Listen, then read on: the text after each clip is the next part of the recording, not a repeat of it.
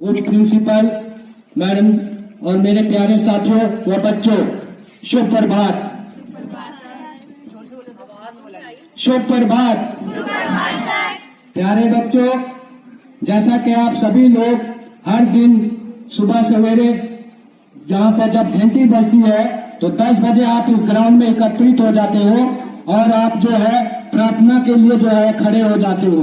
और प्रार्थना में जो है आप अपने भगवान, अपने ईश्वर, अपने खुदा को याद करते हो और उनसे विनती करते हो, हे प्रभु हमें विद्या, भक्ति, शक्ति और हमें एक अच्छा व्यक्ति बनाना।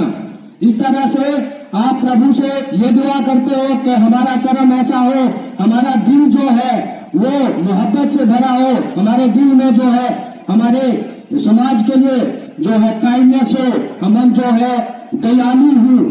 क्योंकि आपको मालूम है कि हम सब प्राणी जो है सोशल एनिमल्स कहलाते हैं, हम जो है समाजी प्राणी कहलाते हैं और समाज में रहने के लिए हमें जो है एक दूसरे का दुख दर्द जो है वो समझना पड़ता है।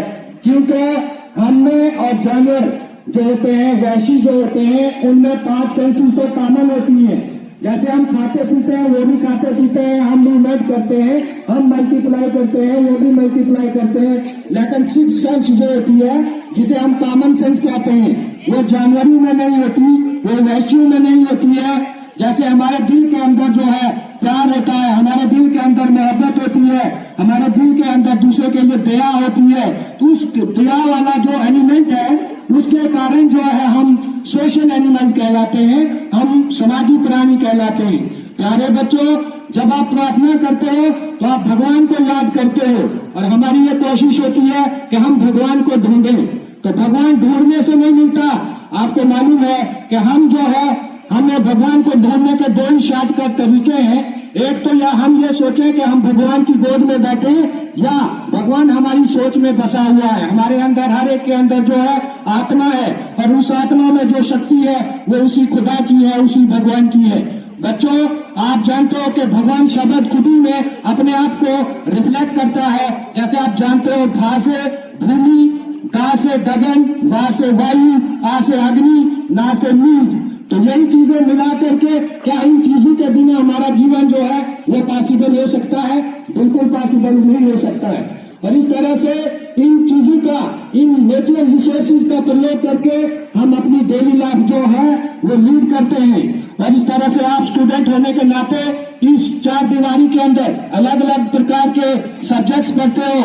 आप फिजिक्स, केमिस्ट्री, मैथमेटिक्स वगैरह पढ़ते हो और इन चीजों को पढ़ते पढ़ते आप ज्ञान को हासिल करते हो और इस ज्ञान से आप जो है अपने नॉलेज को बढ़ाते हो। अब इन दीवारों से परे जब हम बाहर झांक के बैठने की कोशिश करते हैं तो इन दीवारों से परे हमारा परिवार है, हमारा समाज है, हमारी जो है हमारा नेशन है, दुनिया है। तो इन दीवारों से परे जाके आपसे कोई ये नहीं पूछता, बताओ भाई फिजिक्स की डेफिनेशन क्या है, बताओ केमिस्ट्री की डेफिनेशन क्या है, बताओ इकोनॉमिक्स की डेफिनेशन क्या है। बल्कि यहाँ पे किन चीजों को चेक किया जाता है? क्या आपके अंदर वो मानवता वाले गुण है? क्या आपके दिल में मानवता के लिए दया है? क्या आप जो काम करते हो उससे किसी का भला होता है या नहीं होता है? बाहर कोई नहीं पूछता कि आपने क्या पढ़ा हुआ है। क्योंकि जब हम स्कूल के अंदर 4 दीवारी के अंदर एजुकेशन को अचीव करते हो तो एजुकेशन में अचीव करने के लिए खाली डिमांड और सप्लाई जो है रट लेने से तोता नहीं हमें बनना है। यहाँ पे हमें वो गुण सीखने हैं जिससे हम इंसान बनते हैं, जिससे हम जो है दूसरे के दुख को, दूसरे के दर्द को समझ सकते हैं। और अगर हम किसी को मुश्किल में, किसी को प्रॉब्लम में यदि पाते हैं तो हम, अगर एक विद्यार्थी जो है वो कोई प्रॉब्लम फेस कर रहा है तो उसके कलम की शक्ति हम बने। अगर हमारे दिल में वो काइंडनेस होगी तो वो हम तभी पॉसिबल करें। हम अपने समाज के बाहर किसी गरीब व्यक्ति को देखते हैं, उसको लाचार देखते हैं, तो उसके अंदर हम वो ऊर्जा पैदा करें, जो रिसोर्सेज हमारे पास है उसकी मदद से हम उसका सहयोग करें और उसके अंदर वो ऊर्जा पैदा करें ताकि उसके अंदर वो जीवन जीने की शक्ति जो है वो पैदा हो सके। जैसे बच्चों, आप एक जो है समाज के अंदर रहते हो तो समाज के अंदर बहुत सारी चीजें जो है आप देखते हो। समाज के अंदर आप देखते हो पॉवर्टी है, अनएम्प्लॉयमेंट है, इलिटरेसी है और ऐसे बहुत सारे क्राइम जो है हमारे समाज के अंदर पाए जाते हैं। लेकिन हमने कहा सिर्फ आपने एक जो है लेसन पढ़ा होगा बापूजी के 3 बंदर। बापूजी के 3 बंदर में आपने देखा होगा, अगर आपने नहीं भी पढ़ा, हमने अपने बचपन में वो पढ़ा हुआ था, जिसमें एक जो है अपनी आंख के ऊपर जो है हाथ रखे हुए है, एक अपने कान अंगुलियां जो है कानों में डाले हुए है, एक अपने मुंह पे हाथ रखे हुए है। तो उसका मतलब क्या है? हमें बुरा नहीं बोलना है, हमें बुरा सुनना नहीं है, हमें बुरा देखना नहीं है। लेकिन आज का जमाना वो नहीं है कि देख करके सुन करके हमें खामोश रहना है। कि अगर हम बुराई देख रहे हैं तो उस बुराई को खत्म करने के लिए हमें अपनी आवाज उठानी पड़ेगी। अगर हम कोई बुरी बात सुन रहे हैं तो उस बुरी बात फैलाने वाले तो हमें क्रैश कर रहे हैं। अगर हम कोई बुरी चीज देख रहे हैं तो उस बुरी चीज को सुधारने के लिए तो हमें आवाज उठानी पड़ेगी। इसी तरह से प्यारे बच्चों, हम जो भी काम करें उसमें हमारे हृदय में दूसरे के प्रति जो है प्रेम की भावना हो, हमारे दिल में दया होनी चाहिए, ताकि दया से ही तो हमारी पहचान जो है समाज के अंदर है। जिस प्राणी के अंदर दया नहीं होती, जिस परिवार के अंदर दया नहीं होती, जिस देश के अंदर दया नहीं होती, हिस्ट्री आप पढ़ोगे तो उसकी हमेशा विनाश ही आपने देखा होगा। जैसे आप बच्चों जानते हो, रा से रावण बनता है, रा से राम बनता है। रावण काफी ज्ञानी था लेकिन उसके दिल में दया नहीं थी, और आपने देखा लंका का विनाश कैसे हुआ। कहां से कृष्ण बनता है, कहां से कंस बनता है, और आपने देखा था कि कृष्ण के दिल में तो प्रेम भावना थी, दया थी, वो उन्होंने कैसे जो मानवता के लिए काम किए, और कंस का आपने विनाश होते हुए देखा। आज अगर हम मॉडर्न जमाने में देखें तो आप देखते हो अफगानिस्तान में क्या हाल चल रहा है, आप देखते हो कि सीरिया का क्या हाल बना हुआ है। आज आप देखते हो यूक्रेन और रशिया के बीच में जो है विनाशकाल का युद्ध चल रहा है। ऐसी चीजों को देखने से हमें लगता है कि वहां पे जो दया है वो खत्म हो गई है। जब हमारे दिल से दया की भावना खत्म हो जाती है तो हमारा विश्वास जो है, कभी एटम बम की तरफ हम सोच रहे हैं, कभी जो हाइड्रोजन बम की तब सोच रहे हैं, और उससे होता क्या है? उन चीजों से सिर्फ डिस्ट्रक्शन जो है दुनिया में फैलती है।